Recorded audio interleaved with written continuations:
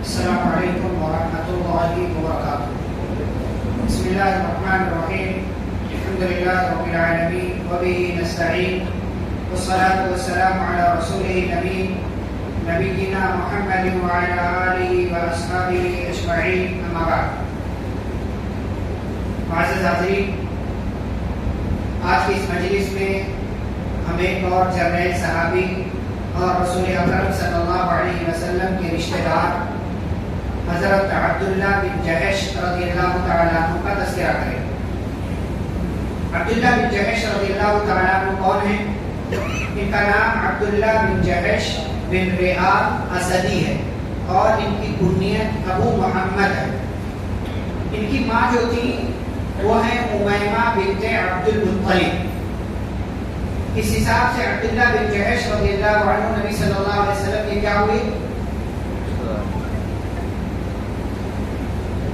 پھوپھی ذات بھائی ہوئی، کیونکہ امیمہ رضی اللہ تعالیٰ عنہ نبی صلی اللہ علیہ وسلم کی پھوپھی تھی اور عبداللہ بن جحش رضی اللہ تعالیٰ عنہ کی والدہ تھی، تو پھوپھی ذات بھائی تھے نبی صلی اللہ علیہ وسلم کے۔ پیدا کب ہوئے؟ ہجرت سے تقریباً 41 سال پہلے پیدا ہوئے، یعنی گویا کہ نبی صلی اللہ علیہ وسلم سے صرف 12 سال کے چھوٹے تھے۔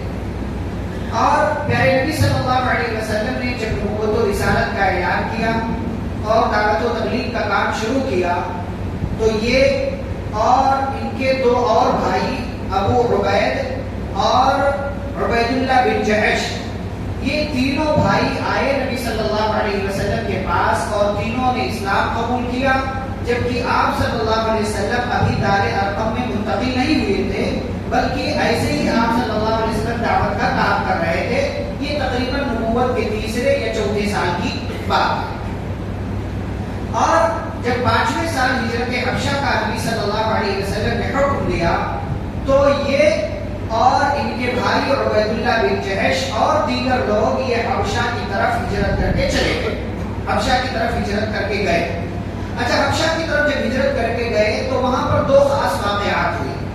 ایک واقعہ تو یہ ہوا کہ ان کے جو بھائی تھے ان کے بارے میں آتا عبید اللہ بن جحش کے بارے میں کہ انہوں نے وہاں جا کر کے اسلام چھوڑ دیا اور ان کی شادی کس سے ہو چکی تھی؟ ام حبیبہ رضی اللہ تعالیٰ عنہ سے، جو نبی صلی اللہ علیہ وسلم کی بعد میں بیوی بنی اور ابو سفیان کی بیٹی۔ تو ان سے عبید اللہ بن جحش کا نکاح ہو چکا تھا، جو عبداللہ بن جحش کے بھائی ہیں۔ ہم تذکرہ کس کا کر رہے ہیں؟ عبداللہ کا یا عبید اللہ کا؟ عبداللہ کے بھائی عبید اللہ بن جحش بھی حبشہ کر کے ہجرت گئے تھے، ساتھ میں ان کی بیوی ام حبیبہ بھی تھی۔ تو پہلا واقعہ جو حبشہ جا کر کے ہوا وہ یہ کہ عبید اللہ بن جحش وہاں جا کر کے مرتد ہو گئے، وہاں جا کر کے عیسائی مذہب انہوں نے اختیار کر لیا۔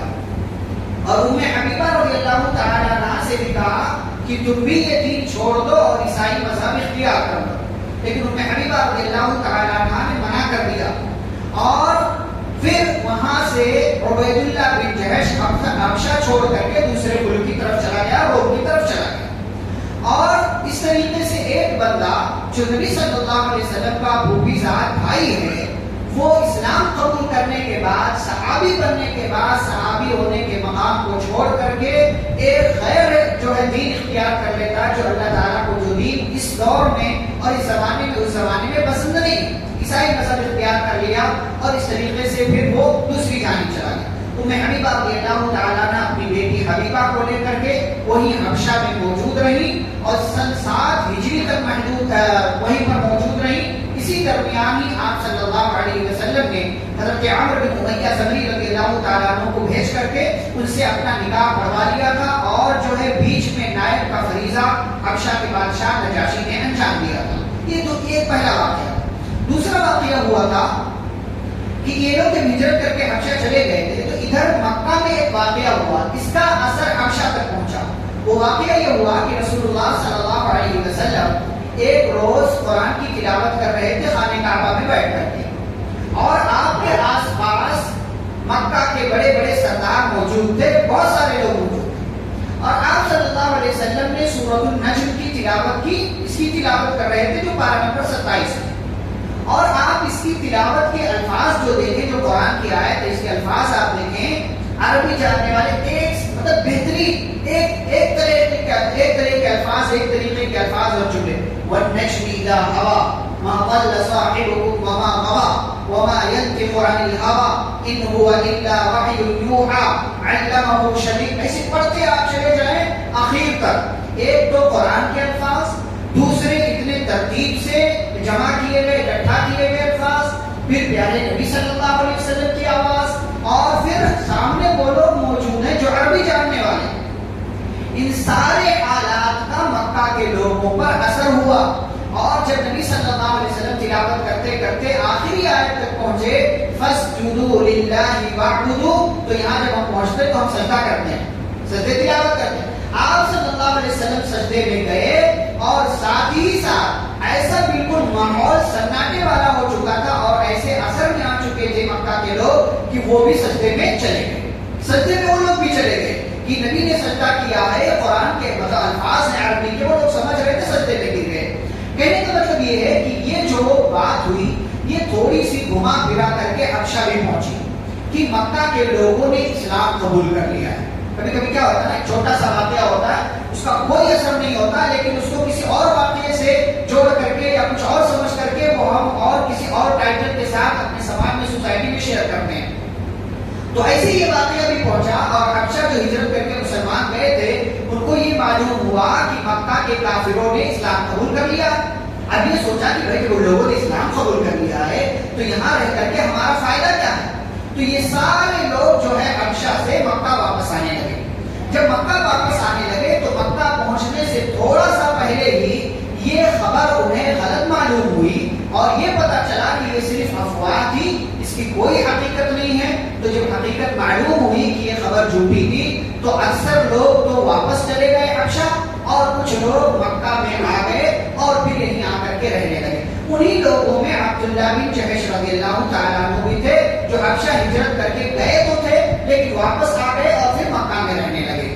اب جب نبی صلی اللہ علیہ وسلم نے مدینہ ہجرت کرنے کا حکم دیا صحابہ کو تو پھر یہ اپنی بقیہ فیملی کو لے کر کے، جن میں ان کی ماں بھی تھی اور دیگر لوگ بھی تھے اور دو بہنیں زینب بنت جحش اور حمنہ بنت جحش، یہ دونوں بہنیں بھی تھیں، ان سب کو لے کر کے مدینہ کی جانب ہجرت کر گئے اور مدینہ چلے گئے.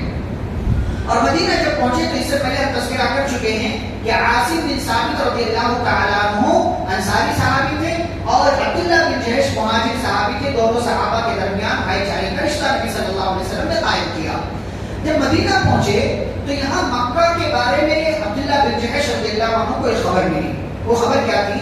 مکہ میں اتنا بڑا شاندار گھر تھا اس زمانے کے اعتبار سے، کیونکہ امیر تھے، سردار باغ کے جو ہے سردار باغ کی بیٹی تھی ان کی ماں، تو اچھا خاصا جو ہے مال جو ہے ملا ہوا تھا، پہلے سے سردار کے گھرانے میں تھی. اور جو ہے حضرت عبداللہ بن جحش رضی اللہ عنہ کے والد جو تھے وہ بھی سردار ٹائپ کے انسان تھے، تو اچھا خاصا گھر تھا ان کا عبداللہ بن جحش رضی اللہ عنہ کا. جب مدینہ پہنچے اور ادھر مکہ مسلمانوں سے خالی ہو گیا تو مکہ کے مسلمانوں کی پراپرٹی پر جو چھوڑ کر مسلمان چلے گئے تھے اس پر جو ہے کفار مکہ نے قبضہ کر لیا. عبداللہ بن جحش رضی اللہ عنہ کا جو گھر تھا اس گھر پر ابو جہل نے قبضہ کر لیا. عبداللہ بن جحش رضی اللہ تعالیٰ عنہ کو معلوم ہوا تو آپ صلی اللہ علیہ وسلم سے آ کر کے کہنے لگے اے اللہ کے رسول صلی اللہ علیہ وسلم، میرا گھر تھا اور ابو جہل جیسے بدماش انسان نے میرے گھر پر قبضہ کر لیا، یہ چیز مجھے بڑی تکلیف دیتی ہے. تو پیارے نبی صلی اللہ علیہ وسلم نے فرمایا کیا اے عبداللہ، کیا تمہیں اس بات سے خوشی نہیں ملے گی کہ تم دنیا کا یہ گھر چھوڑ دو، اس پر کوئی بھی قبضہ کرے اور اللہ تمہارے لیے اس کے بدلے جنت میں ایک محل بنائے؟ پیارے نبی صلی اللہ علیہ وسلم نے تسلی کے الفاظ کہے، یہ خوشخبری سنائی تو عبداللہ بن جحش رضی اللہ تعالیٰ عنہ کو جو غم تھا گھر کے چھوٹ جانے کا اور اس سے زیادہ غم یہ تھا کہ ابو جہل نے اس پر قبضہ کر لیا ہے، نبی کی بشارت اور خوشخبری کی وجہ سے ان کا سارا غم اور ساری تکلیف دور ہو گئی. جنگ بدر میں شریک رہے اور جنگ بدر کے تعلق سے کوئی خاص واقعہ ان کے تعلق سے مجھے علم نہیں ہوا، لیکن جنگ احد میں بھی شریک رہے. لیکن جنگ بدر اور جنگ احد کے تعلق سے بات بتانے سے پہلے ایک اہم بات جو ان کی زندگی کے حوالے سے وہ یہ ہے کہ جنگ بدر کس مہینے میں ہوئی تھی؟ رمضان، 17 رمضان سن 2 ہجری. رمضان سے پہلے کون سا مہینہ آتا ہے؟ شعبان. شعبان سے پہلے رجب. رجب کے مہینے میں نبی صلی اللہ علیہ وسلم نے ایک چھوٹا سا لشکر بھیجا، 8 لوگوں کی ٹیم تھی، ان کا امیر بنایا عبداللہ بن جحش رضی اللہ تعالیٰ۔ مقصد کیا تھا کہ جاؤ مدینہ کے راستے میں کفار مکہ کی نقل و حرکت دیکھو کہ وہ لوگ کیا کر رہے ہیں، ان کی ایکٹیویٹی کیا ہے، ان کا پلان کیا ہے، کہیں وہ ہم پر حملہ کرنے کی تیاری تو نہیں کر رہے، کیونکہ اطلاع مل چکی تھی اور خطرات کا جو ہے ماحول چل رہا تھا کہ مکہ والے حملہ کر دیں گے، اور لیٹر باقاعدہ عبداللہ بن ابی منافقوں وغیرہ سے چل رہا تھا، اور مکہ والوں نے دھمکی بھی دے رکھی تھی کہ جب وہاں تو چلے گئے ہو لیکن یہ نہ سمجھنا کہ ہم تمہیں چھوڑ دیں گے، سکون کے ساتھ رہو گے۔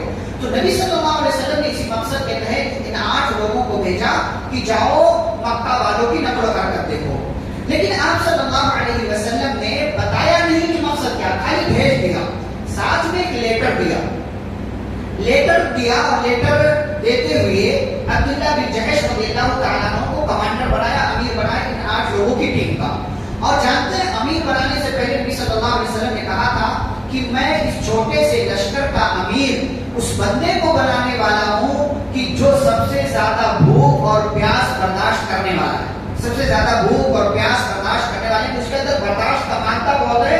اور پھر نبی صلی اللہ علیہ وسلم نے اس چھوٹے سے لشکر کا جھنڈا علم عبداللہ بن جحش رضی اللہ عنہ کو دیا، ساتھ ہی لیٹر بھی دیا اور کہا یہ میرا خط ہے، اس کو یہاں سے نکلو، 2 دن کے بعد اس لیٹر کو کھولنا، 2 دن کے بعد اس خط کو کھولنا۔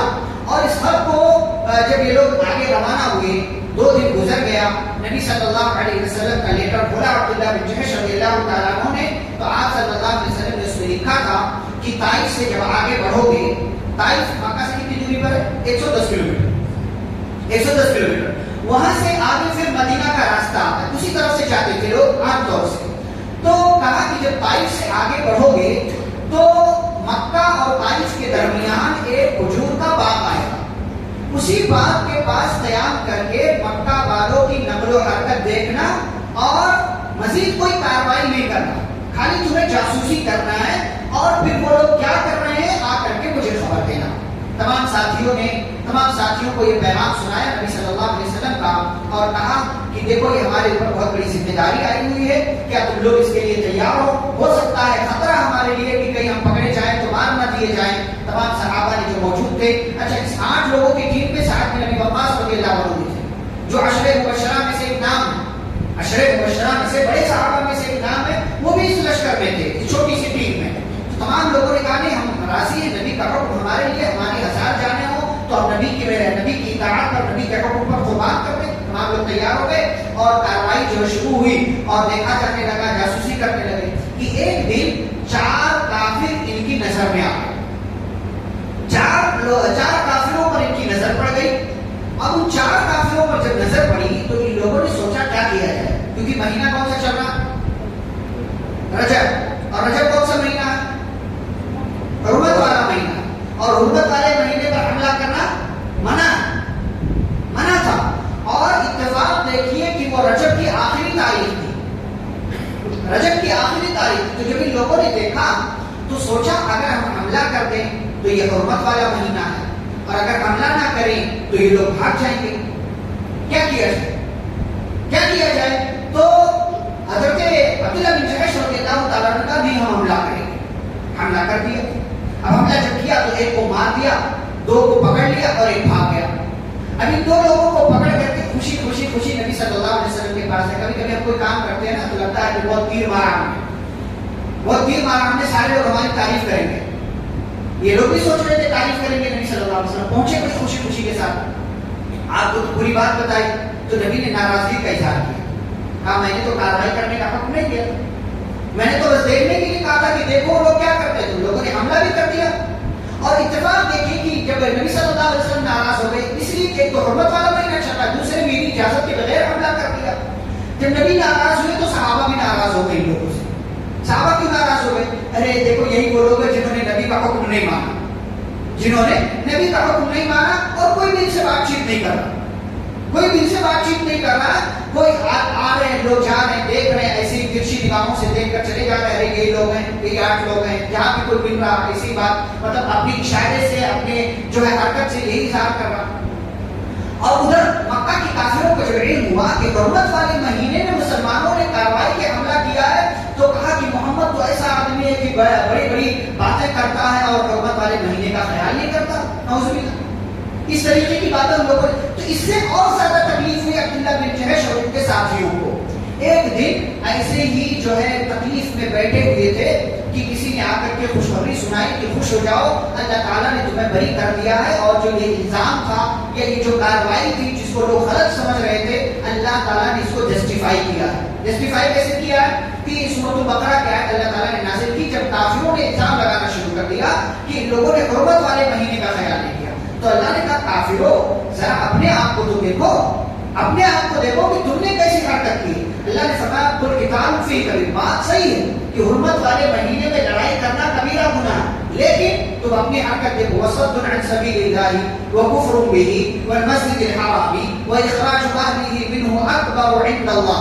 چار چیزوں کا اللہ نے نام لیا، فرمایا اللہ کے راستے سے روکنا، اللہ کے راستے سے منہ موڑنا، اللہ کے راستے سے لوگوں کو روکنا، اور اللہ کے ساتھ کفر کرنا، مسجد حرام سے مسلمانوں کو روکنا، اور مسلمانوں کو مکہ سے نکال دینا، اور اس سے بڑا پانچواں گناہ اللہ نے ذکر کیا فتنہ پھیلانا، یہ قتل کرنے سے بڑا گناہ ہے۔ مسلمانوں نے صرف قتل ہی کیا، حملہ کیا، لیکن تم لوگوں نے کیا کیا؟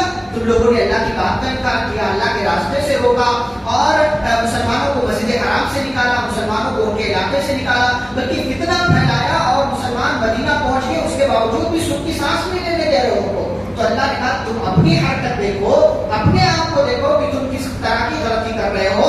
تو اللہ رب العالمین نے یہ بات لوگوں کے تعلق سے ذکر کی، اور پھر ان مسلمانوں کے بارے میں اللہ نے کیا کہا؟ ان الذين آمنوا والذين هاجروا وجاهدوا في سبيل الله اولئك يرجون رحمت اللہ۔ فرمایا جو لوگ ایمان لائے، ہجرت کی، اللہ کے راستے میں جہاد کیا، یہ وہ لوگ ہیں جو اللہ کی رحمت کی امید رکھتے ہیں۔ ان کی نیت میں فتور نہیں تھا، انہوں نے نبی کے حکم کی خلاف ورزی نہیں کی، انہوں نے غلطی سے جو ہے ان کے، اس لیے ان کے پاس دو آپشن تھا، اگر چھوڑ دیا تو بھاگ جائیں گے، اگر حملہ کر دیا تو حرمت والا مہینہ، تو جس میں آسانی والی بات تھی اس کو لے لیا، اگرچہ غلط کیا لیکن دونوں میں سے ایک کرنا ضروری تھا، تو جس میں آسانی تھی اس کو کر لیا، اور ان کی نیت غلط نہیں تھی، لہٰذا ان کی نیتوں پر حملہ نہیں کرنا چاہیے۔ اللہ رب العالمین نے ان کی تعریف کی، اور ساتھ ہی ساتھ کہا اللہ غفور رحیم۔ اگر بات یہ ہے کہ ان لوگوں سے غلطی ہوئی ہے تو اللہ تو معاف کرنے والا ہے اور رحم کرنے والا۔ تو یہ ایک یہ پہلا موقع تھا جب نبی صلی اللہ علیہ وسلم نے کوئی لشکر روانہ کیا اور اس لشکر کا امیر کسی کو بنایا ہو، اور یہ لشکر سب سے پہلا لشکر جو روانہ ہوا، اس کے امیر کمانڈر حضرت عبداللہ بن جہش رضی اللہ تعالیٰ عنہ کے، اس حساب سے جنگ صحابہ میں ان کا شمار ہوتا ہے۔ جنگ احد کی بات کریں، جب جنگ احد کا موقع آیا تو یہ اور سعد بن ابی وقاص میں تھوڑی دوستی تھی، تھوڑی کیا کہیں گے گہری دوستی تھی، تقریباً ہر موقع سے یہ لوگ ساتھ رہا کرتے تھے اور مکہ میں ہی پلے بڑھے تھے۔ تو ان دو عبداللہ بن جہش رضی اللہ عنہ نے سعد بن ابی وقاص رضی اللہ عنہ سے کہا کہ سعد آؤ بیٹھتے ہیں، کوئی دعا کرتے ہیں اللہ تعالیٰ سے۔ کہا ٹھیک ہے چلو دعا کرتے ہیں۔ تو سعد بن ابی وقاص رضی اللہ عنہ نے دعا کی کہ اے اللہ دشمنوں سے جب میرا مقابلہ ہو تو میرا مقابلہ ایسے دشمن سے ہو جو بہت بہادر ہو، جو بہت جو ہے لڑنے بھیڑنے کا ماہر ہو، مجھ پر وہ حملہ کرے، میں اس پر حملہ کروں، اور اخیر میں اے اللہ تیری رضا کے لیے میں اس کو قتل کر دوں اور میں اس کا کام تمام کر دوں۔ کہا اے اللہ میں ایسا دشمن کل جنگ کے میدان میں چاہتا ہوں۔ آمین کہا، دعا ختم ہو گئی۔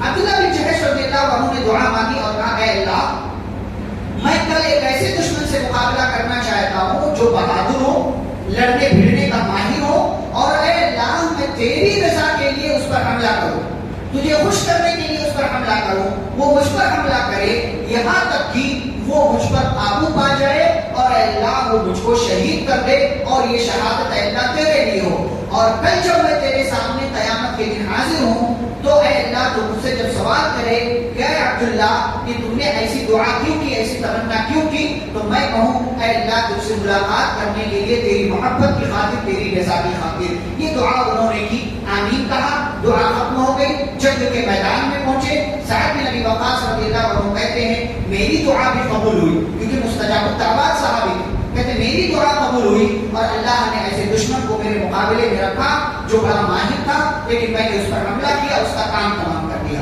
عبداللہ بن جہش کی بھی دعا قبول ہوئی، عبداللہ بن جہش کی بھی دعا اور دعا ایسے قبول ہوئی کہ بہادر سے ان کا مقابلہ ہوا، دونوں نے ایک دوسرے پر حملہ کیا، لیکن پھر آخر دشمن ان پر قابو پا گیا اور دشمن نے ان کو قتل کر دیا۔ قتل کرنے والا ابو الحکم بن اخنس بن شریح، اخنس بن شریح بہت بڑا شاعر تھا، بہت بڑا شعبدہ باز تھا، بہت بڑا جادوگر تھا مکہ کا، اسی کا بیٹا تھا ابو الحکم۔ اس نے حضرت عبداللہ بن جحش رضی اللہ عنہ پر حملہ کیا اور حملہ کر کے ان کو شہید کر دیا۔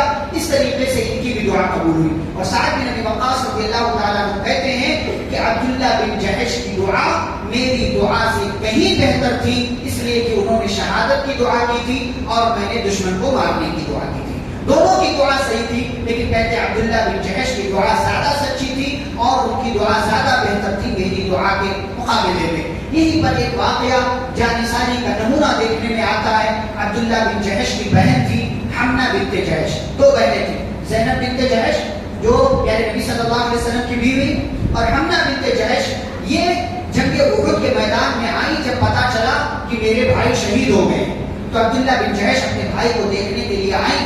پتا چلا، لاش دیکھا، اللہ تعالیٰ سے ان کے لیے مغفرت کی دعا کیا اور صبر کیا۔ پھر پتا چلا ماموں شہید ہو گئے۔ ماموں کون؟ حمزہ رضی اللہ عنہ۔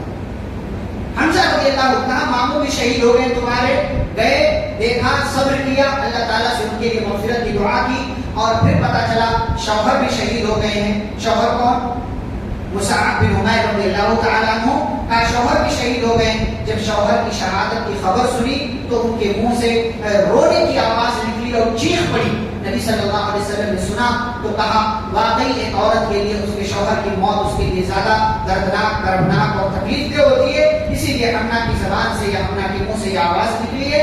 نبی صلی اللہ علیہ وسلم نے ان تمام لوگوں کے لیے مغفرت کی دعا کی۔ اور جانتے ہیں حضرت عبداللہ بن جحش اور ان کے ماموں حضرت حمزہ رضی اللہ تعالیٰ عنہ دونوں کو، ماموں اور بھانجے دونوں کو ایک ہی قبر کے اندر دفن کیا گیا، اور ماموں اور بھانجے دونوں ایک ہی قبر میں آرام فرما ہے۔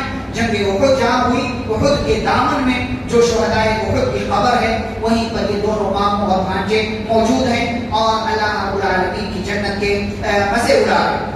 ان کی جو ہے 4 بھائی بہن تھے، ان کے علاوہ جیسا کہ میں نے کہا ابو احمد یہ بھی مسلمان ہوئے تھے، صحابی ہیں۔ عبیداللہ بن جحش مسلمان ہوئے تھے لیکن پھر دین چھوڑ دیا، نصرانی ہو گئے، اور زینب بنت جحش، حمنہ بنت جحش دونوں کے دونوں مسلمان ہوئی۔ اس طریقے سے تقریباً سمجھیے پورا گھرانہ جو اسلام قبول کیا۔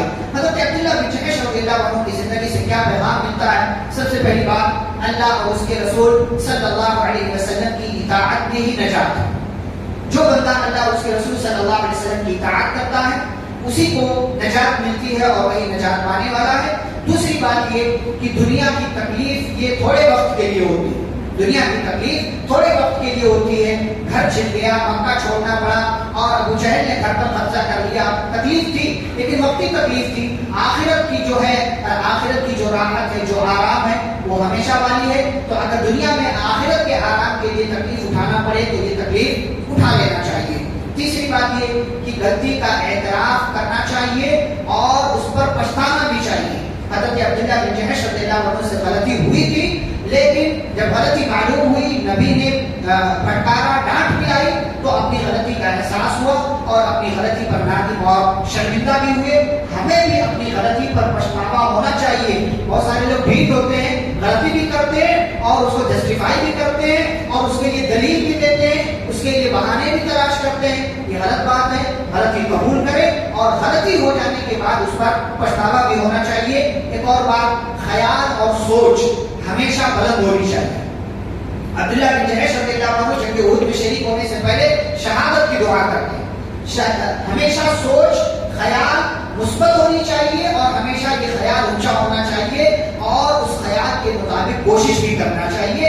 یہ سبب اور یہ پیغام ملتا ہے۔ اور آخری بات یہ، نیت ہمیشہ صاف رکھیں، درست رکھیں اور اپنی نیت میں ہمیشہ اخلاص کو باقی رکھیں۔ جب یہ احد میں شریک ہوئے، ساتھ ہی ساتھ جب دعا کیا تو کہا اے اللہ میں تیری رضا کی خاطر شہید ہونا چاہتا ہوں کہ تو مجھ سے راضی رہے، تو میرے عمل سے خوش ہو۔ تو تو اپنی نیت کو ہمیشہ خالص رکھیں. کوئی چھوٹا کام کریں، بڑا کام کریں، نماز پڑھیں یا کسی کی 5 روپے کی مدد کریں، جو بھی کام کریں نیت کو ہمیشہ خالص رکھیں، صاف رکھیں، کیونکہ بغیر اخلاص نیت کے آپ کا کوئی بھی عمل اللہ کے یہاں قبول نہیں ہونے والا. اللہ رب العالمین سے دعا ہے اللہ اپنے پیارے نبی صلی اللہ علیہ وسلم کے پیارے صحابہ سے محبت کرنے اور ان کے حقوق ادا کرنے کی توفیق عطا فرمائے.